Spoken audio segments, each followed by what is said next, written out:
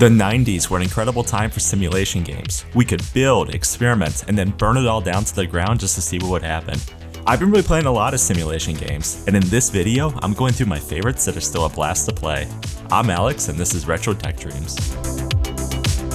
The original SimCity in 1989 showed the potential of a city builder, but it was SimCity 2000 that literally tilted the entire world into an isometric perspective, added new systems, and then basically said, go nuts. And we did. SimCity 2000 was the first sim game that I played as a kid, and once I realized I needed to actually draw power lines to power buildings, I had a small thriving city ready to expand. Unlike its predecessor, SimCity 2000 let you build on elevated terrain, and water sources actually impacted the way your city worked. With city services, the demands were higher. If your Sims didn't have access to hospitals, schools, or police stations, you'd see crime, protests, and a whole lot of abandoned buildings faster than you could activate the money cheat. Budgets and ordinances needed to be micromanaged, forcing you to balance your budget like an actual mayor. Unless, of course, you just used arcologies, the futuristic megacities that basically let you print money. When you grew water responsibility, you could unleash havoc on your Sims with fires, floods, earthquakes, and alien invasions. And a quick restore of your save file brought you right back to your perfect city. Even today, SimCity 2000 holds up ridiculously well. The pixel art is nostalgic and cozy. SimCity 2000 showed us that managing a city could be fun.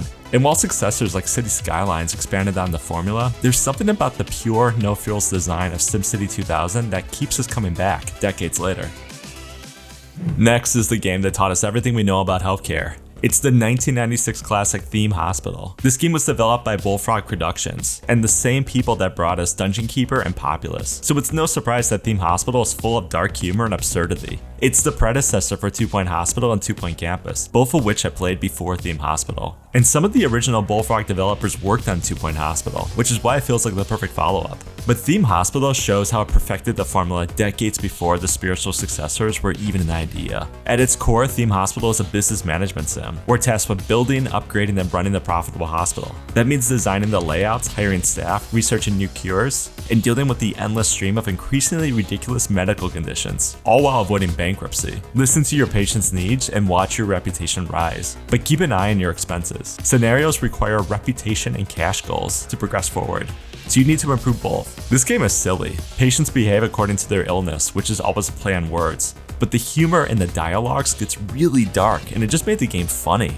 At first, Theme Hospital is simple. You're placed in a couple rooms, hiring a few doctors, and watching the money roll in. But the game cranks up the challenge. More patients arrive, hallways get crowded, and your beautiful hospital starts to smell like vomit. And just when you think you got things under control, you get an outbreak where the entire hospital needs to be treated. This game is charming, challenging, and hilarious, and underneath the humor is a genuinely deep business management sim. Just don't get too attached to your patients. They probably won't make it anyway. Sim Tower from 1994 was one of the more unique entries under Max's Sim series.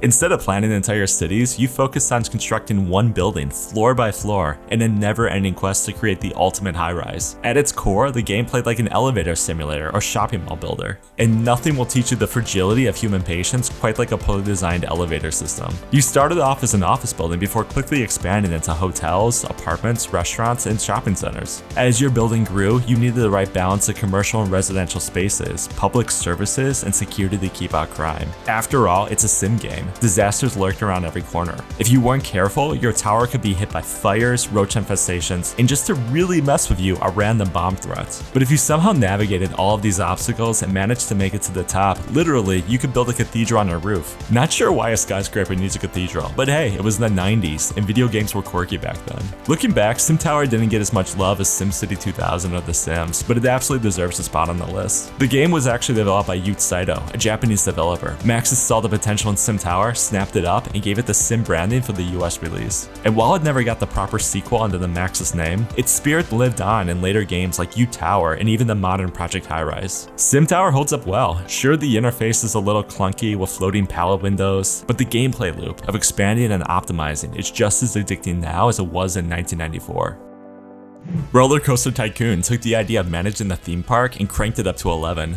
Unlike other theme park games, you weren't just picking and placing rides. No, you were responsible for everything. Ride design, pricing, guest satisfaction, landscaping, and marketing. You even had to make sure your handymen were actually cleaning up all the vomit instead of wandering around and cutting the grass. At its heart, it was a business sim, but it catered to every player. Whether you were a kid just making goofy rides, or a tycoon getting top dollar from every guest. All of this is running on an engine built almost entirely by one guy. Chris Sawyer coded most of the game himself in assembly, which is absolutely insane by today's standards, but it was worth it. The game ran butterly smooth on practically any PC at the time. Of course, the real star of the show was the coaster building system. Unlike other theme park sims that just let you plop down pre-built rides, Roller Coaster Tycoon lets you design your own monstrosities from scratch. And the game rewarded creativity. If your ride was too intense, guests would refuse to ride it. And if it was too boring, no one would pay for it. It was up to you as the chief designer to find that sweet spot. Each guest had unique wants and needs. You had to balance your budget, keep guests happy, and expand your park carefully to hit each scenario goal. Speaking of scenarios, this game didn't have a free play sandbox mode like later entries. Instead, you took on pre-made challenges, starting with simple parks before moving on to the real challenges. Even 25 years later, Roller Coaster Tycoon remains one of the greatest simulation games ever made.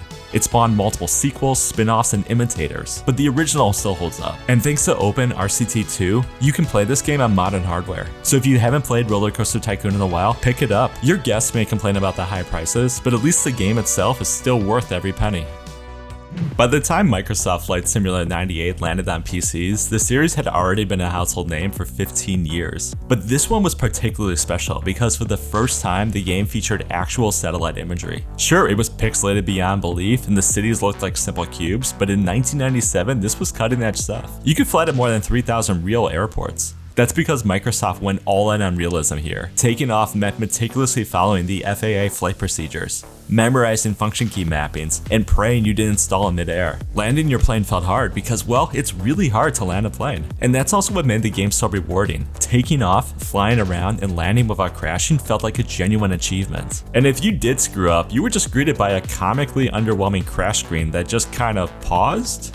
No explosions, no dramatic fireballs, Microsoft didn't reward crashes. You're just left with the silent shame of knowing you failed as a pilot. We had a large fleet of planes to play with, dynamic weather conditions, and challenges. Like flying a prop plane under the Eiffel Tower. I could never do it. Back in '97, this game felt limitless. It gave us the entire world to explore. It wasn't for everyone though. If you weren't into the hardcore realism, it could be unbearably intimidating. But for those who took the time to learn the controls, it was one of the most immersive simulation experiences of the 90s. Even 5 minutes into this game, I had my plane off the runway and flying on my own. Microsoft Flight Simulator 98 is a direct ancestor of the reboot from 2020, which brought the series back to mainstream gaming in a huge way. So should you go back and play Flight Simulator 98 today? Well, unless you have a serious case of 90s nostalgia, you're probably better off with a more recent version. But as a piece of gaming history, it's an absolute classic. So that's my list. I know I skipped a ton of simulators from this era, and I'll do another video on strategy games like Civilization and Age of Empires, but let me know in the comments which games I missed. Going through these games and getting the footage for this video, I think the game I ended up getting the most lost in was Theme Hospital. We all remember SimCity and Roller Coaster Tycoon, but Theme Hospital feels like it just doesn't get the love it deserves. Give it a try if you haven't, but I'll leave it here for now. Thank you so much for watching. If you liked this video, please consider hitting the like and subscribe buttons, and I'll see you in the next one.